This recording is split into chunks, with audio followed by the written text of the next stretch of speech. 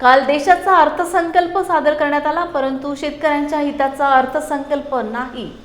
या अर्थसंकल्पात शेतकऱ्यांच्या हिताचे काहीच नसून वाढती महागाई, बेरोजगारी आणि आरोग्य सेवेसाठी भरीव तरतूद करण्यात आलेली नाही। त्यामुळे हा अर्थसंकल्प शेतकऱ्यांची थट्टा करणार आहे, अशी प्रतिक्रिया नागरिकांनी दिली। दरवर्षीप्रमाणे हा सुद्धा अर्थसंकल्प शेतकऱ्यांसाठी निराशाजनक आहे।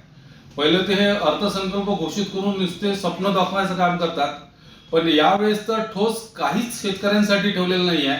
त्यांनी जसं सांगितलं की छोटे शेतकरी पहिलेच संपू राहिले, त्यांचं काय करणार आहे? ते कर्जबाजारी आहे, आत्महत्याग्रस्त आहे, त्यांच्या बाजार भावाला किंमत मिळत नाही।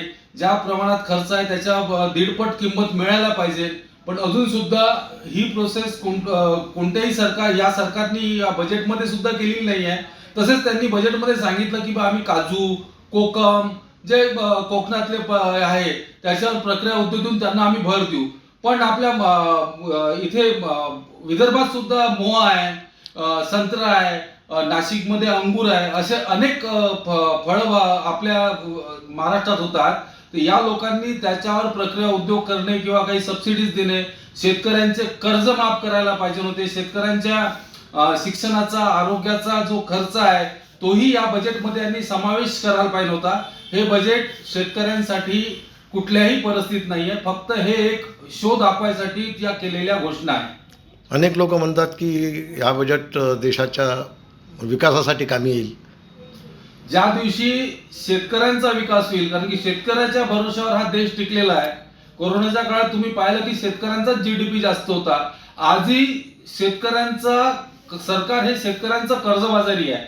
शेतकरी जेवढा टॅक्स भरतो त्याचेच जर सुद्धा पैसे जर सरकारने त्यांना वापस केले किंवा त्याचा लाभ दिला तर हा देश अजून याच्यापेक्षा पुढे जाईल आणि शेतकऱ्याच्या हिताची कुठलीही घोषणा या सरकारने अजूनपर्यंत केलेली नाही। भोपळा हाती दिला, राजा उदार झाला, भोपळा हाती दिला, असं एकंदरीत अर्थसंकल्पाची हे आहे। त्याच्यात हमीभावामध्ये शेतकऱ्यासाठी हमीभाव वाढ नाही, हमीभावाने खरेदी करण्याची तरतूद नाही आणि कोणत्याही नवीन सुधारणा, अनुदान कमी करणे, याने शेतकऱ्याला जे मिळणारं आहे नवीन यंत्र जे आहे ते मिळणार नाही आणि सबसिडी कमी करण्यात आल्यामुळं त्या अर्थसंकल्पावरील ताण म्हणजे वाढला नाही पाहिजे, म्हणून शेतकऱ्याच्या तोंडाला पाणी पुसली आहे। त्याच्यात बेरोजगारी वाढेल आणि शेतकऱ्याला आणखी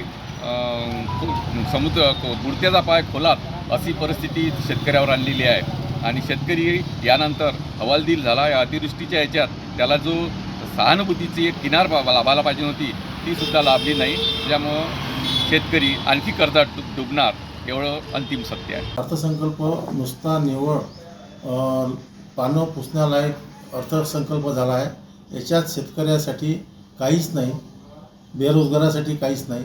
महागाई वाढत चालली आणि 1 रुपया घसरून 91 वर गेलेला आहे आणि शेतकऱ्यासाठी यानं कोणतीही प्रोसेस राबवलेली नाही आहे। नुसतं सत्तेत येऊन काहीतरी अर्थसंकल्प सादर करायचा म्हणून केलेला अर्थसंकल्प आहे हा। म्हणजे शेतकऱ्याच्या हिताचा काहीच नाही याच्यात, नाही, काहीच नाही। बेरोजगारी, महागाई नाही, शेतकऱ्यासाठी काहीच नाही, महागाईसाठी काहीच नाही। बेरोजगारी किती वाढली आहे, चोऱ्या वाढून राहिल्या। आज आमच्या वर्धा जिल्ह्यात बाईक चोरी चालल्या, गाड्या चोरी चालल्या, लोकांना काम नाही आहे। यासाठी सरकारनं पुढचे पावलं उचलले पाहिजे।